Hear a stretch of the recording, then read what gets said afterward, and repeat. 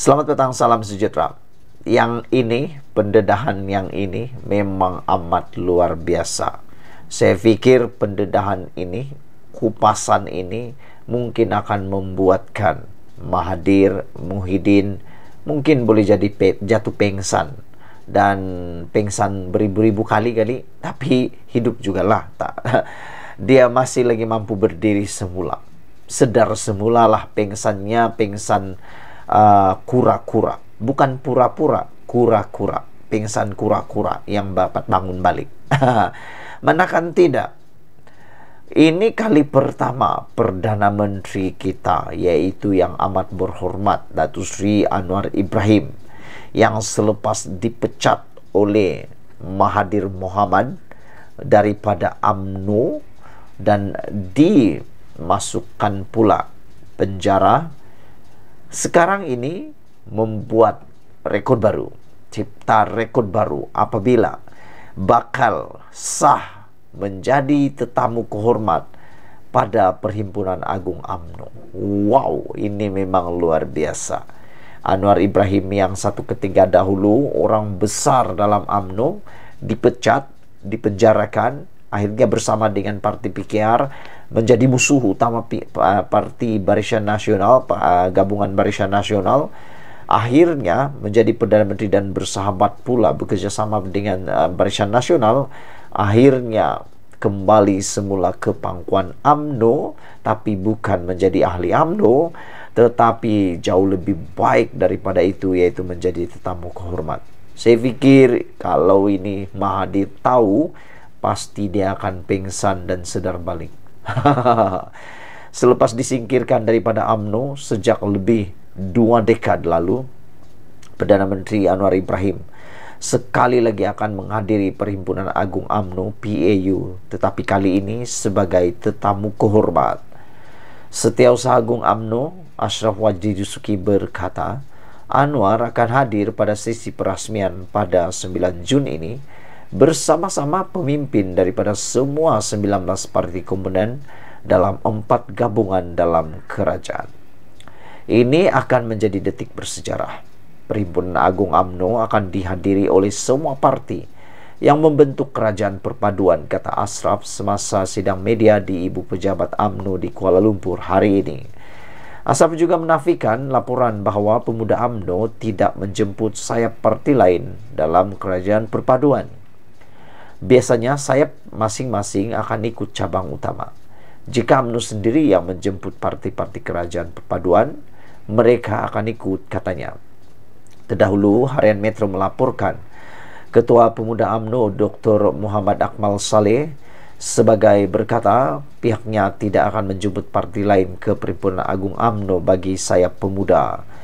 Muhammad Akmal secara tersirat berkata pihaknya mahu memperbetulkan dahulu apa yang berlaku di rumah sebelum menjemput mana-mana parti. Ditanya sama ada UMNO akan menjemput bekas pemimpinnya yang telah dipecat, Ashraf berkata hanya perwakilan dibenarkan mengambil bahagian, tetapi mereka yang merindui parti itu masih dialu-alukan untuk berada di pusat dagangan dunia WTC dan membeli belah di gerai jualan yang disediakan. Malah mereka boleh memperbarui sampin UMNO mereka, sindirnya. Ashraf berkata jumlah perwakilan yang akan hadir pada perhimpunan kali ini meningkat kepada 6.341 orang, yaitu seramai 1.134 putri UMNO, 1.160 pemuda UMNO, 1.159 wanita, dan 2.808 daripada badan pusat. Selepas pindahan kepada perlembagaan parti diluluskan, PAU buat julung kalinya akan dihadiri Ketua Penerangan peringkat bahagian dan sayap, katanya. Ashraf berkata pihaknya menjangkakan antara usul utama yang akan dibawa perwakilan adalah berkaitan ekonomi dan kebajikan rakyat. PAU 2023 akan membuka tirai pada 7 Jun sehingga 10 Jun di WTC Kuala Lumpur. Presiden UMNO Ahmad Zaid Hamidi akan menyampaikan ucapan pada 9 Jun, diikuti ucapan perbahasan dan penggulungan pada 10 Jun. Ini satu perkara yang memang menjadi sejarah besar kepada politik Malaysia. Pastinya akan membuat satu impak baru dalam dunia politik dan kestabilan Malaysia. Kita berharap apa yang dilakukan oleh oleh Anwar Ibrahim dan juga oleh Zahid Hamidi ini akan membawa sinar baru kepada Malaysia. Ikuti terus ulasan selepas ini. Selamat datang, salam sejahtera. Terima kasih karena bersama dengan saya di Nazilin Unity Channel. Petang ini Hadi Awang kantoi lagi. Kali ini penjelasan Hadi membuktikan pemimpin PAS lain tidak tahu apa-apa. Ini semua tentang kononnya PAS dijemput menyertai kerajaan perpaduan. Tapi akhirnya Hadi Awang seakan-akan membuat U-turn dengan mengatakan bahwa ajakan tersebut bukan pada waktu ini, bukan baru berlaku, tetapi berlaku selepas PRU 15 yang lalu, dengan mengatakan bahwa PAS diajak menyertai parti ataupun gabungan kerajaan perpaduan itu ketika Agong baru menitahkan perkara tersebut. Hadi Awang kata ia bukan berlaku baru-baru ini. Jadi ada ramai pemerhati politik yang tak puas hati dengan apa yang Hadi lakukan, karena kelihatannya Hadi seakan-akan membuat satu statement, kenyataan yang tergantung, kenyataan yang sengaja mau mengelirukan bukan saja para pemimpin atau penyokong PAS itu sendiri, tetapi juga kepada para penyokong dan pemimpin dalam Pakatan Harapan dalam kerajaan perpaduan. Jadi perbuatan Hadi ini dianggap sebagai satu perbuatan yang benar-benar memalukan.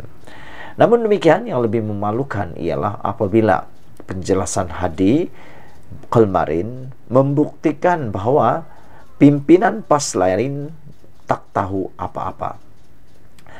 Penjelasan Presiden PAS Abdul Hadi Awang berkaitan tawaran untuk menyertai kerajaan menunjukkan pemimpin PAS lain tidak tahu apa-apa, kata ahli politik veteran.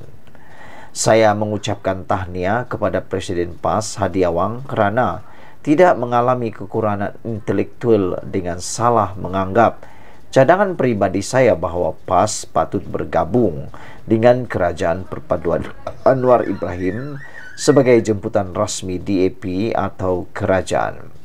Tetapi ia juga menunjukkan bahawa semua pemimpin PAS yang lain termasuk Mursyidul Am, Timbalan Presiden dan Ketua Penerangan tidak tahu apa yang diucapkan oleh Presiden mereka. Kata Lim, jika pemimpin PAS yang lain tidak tahu apa yang diperkatakan oleh Presiden mereka, apatah lagi parti politik lain dalam gabungan Perikatan Nasional termasuk Bersatu. Semalam Hadi memberitahu media bahawa tawaran itu bukan dibuat baru-baru ini, sebaliknya selepas pilihan raya umum lalu.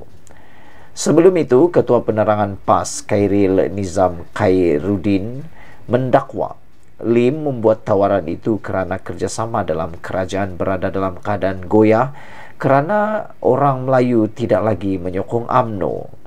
Dia juga turut membidas Presiden UMNO Ahmad Zahid Hamidi dengan mengatakan bahawa timbalan Perdana Menteri tidak membuat kerja rumah apabila menafikan tawaran sedemikian pernah dibuat oleh PAS kepada PAS. Timbalan Presiden PAS Tuan Ibrahim Tuan Man pula menafikan Lim ada bertemu dengan pemimpin PAS baru-baru ini. Bukan dia, iaitu Lim. Saya tidak mau menyatakan siapa. Saya cuma boleh sahkan ada beberapa individu datang berjumpa dengan pemimpin PAS. Katanya ketika diminta mengesahkan sawada Lim yang bertemu parti itu baru-baru ini berhubung tawaran menyertai kerajaan. Jadi saudara-saudara sekalian, sudah kita dapat lihat siapa sebenarnya yang berbohong dan siapa sebenarnya yang betul. Terpulanglah pada Anda untuk mengambil keputusan nak pilih siapa sebenarnya. Ikuti terus ulasan selepas ini.